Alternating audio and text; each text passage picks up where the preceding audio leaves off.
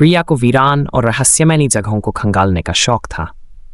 जब उसने शहर के किनारे स्थित एक पुराने सुनसान हवेली के बारे में सुना तो वह खुद को रोक नहीं पाई। लोग इसे भूतिया हवेली कहते थे। कहते हैं वहां रहस्यमयी सरसराहटें होती हैं, परछाइयां बिना किसी वजह के गायब हो जाती हैं। लेकिन रिया इन कहानियों पर भरोसा नहीं करती थी। एक शाम वह अपनी टॉर्च और कैमरा लेकर हवेली की ओर निकल पड़ी। हवेली भव्य थी लेकिन जर्जर हो चुकी थी। उसका लोहे का गेट जंग से भरा था। दीवारों पर बेलों ने कब्जा कर लिया था। चारों ओर एक अजीब सन्नाटा पसरा था। रिया ने भारी लकड़ी का दरवाजा धकेला और अंदर कदम रखा। धूल हवा में तैरने लगी और माहौल में सरांत की गंध थी। हर कदम पर लकड़ी का फर्श कराहता हुआ प्रतीत होता था। हवेली के भीतर टॉर्च की रोशनी में सब कुछ और डरावना लग रहा था।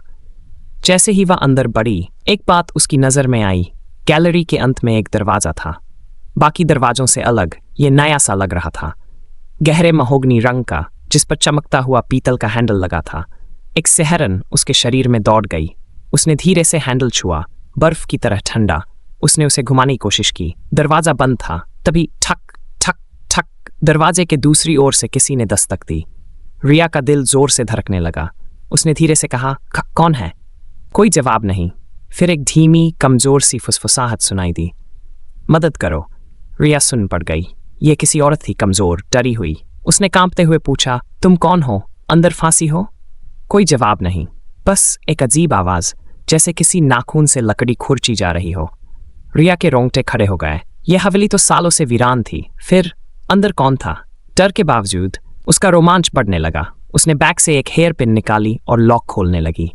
उसके हाथ कांप रहे थे और अंदर से आ रही आवाजें और तेज हो गईं। क्लिक, दरवाजा खुल गया। रिया ने एक गहरी सांस ली और टॉर्च को कसकर पकड़ते हुए दरवाजा धकेला। अंदर सिर्फ घना अंधेरा था।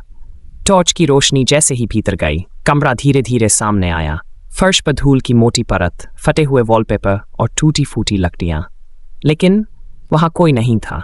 रिया ने राहत की सांस ली और मुड़ने लगी। लेकिन तभी उसकी नजर दरवाजे के अंदरूनी हिस्से पर पड़ी। गहरी ताजा खरोंचें, जैसे किसी ने अंदर से दरवाजा बुरी तरह नोचा हो। रिया का दम घुटने लगा। तभी धड़ाम, दरवाजा जोर से बंद हो गया। चारों ओर घुप अंधेरा छा गया। फिर एक ठंडी डरावनी फुसफुसाहट उसके कानों के पास, तुम्हें यह दरवाजा नहीं खोलना चाहिए था। रिया की चीख हवेली की दीवारों में समा गई और हवेली फिर से चुप हो गई।